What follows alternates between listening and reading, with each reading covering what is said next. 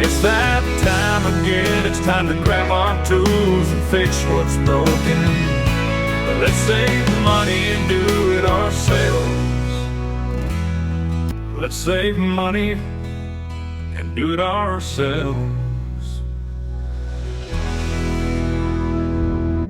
Welcome to another Garage Time with Goody.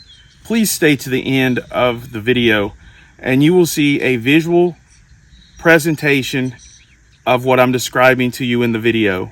Today, what I'm going to be talking about is if you own or you plan on buying a Ford Explorer between the years of 2012 and 2016.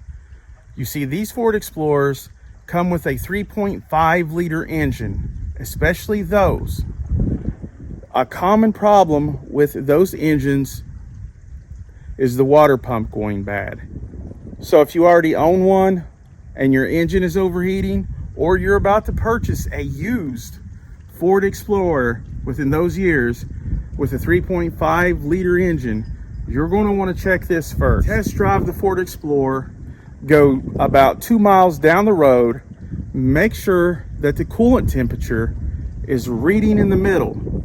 Another great idea is if you bring your OBD2 scanner along with you, and if it can read the coolant temperature, if it's within 195 to 212, that is the peak temperature to come around to the front of the Ford Explorer and to look there near the passenger side and see if there's any liquids leaking.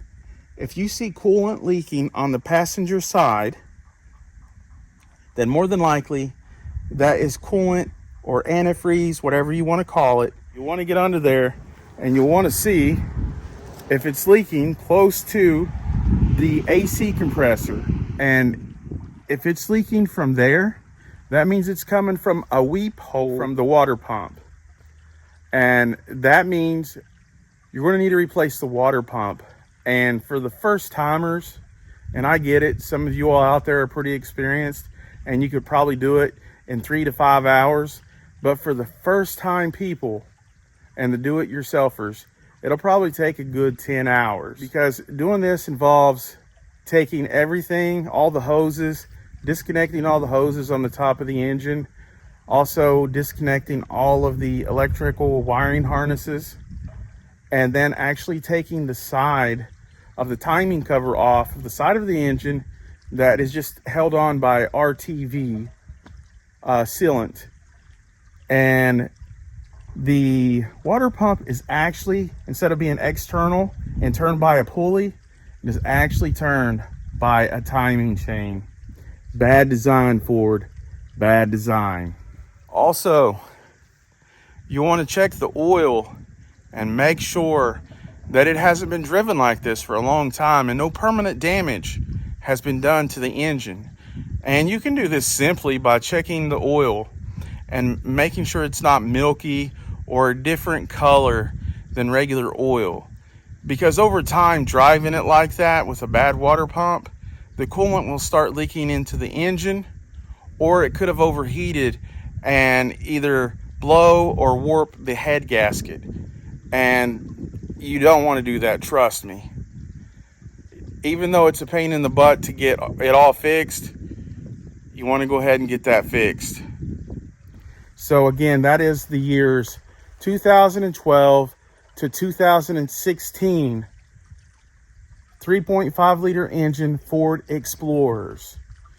If you own one and it's overheating, or if you're about to buy one, you'll want to check that first.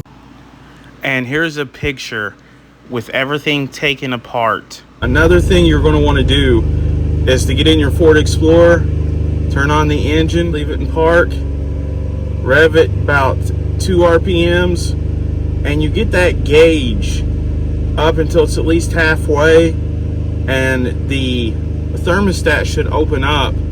And then if it's leaking, it should start leaking. Then you go underneath the car and see where it's leaking. See if it's leaking by the AC compressor, and if it is, then more than likely you're going to have to change the water pump.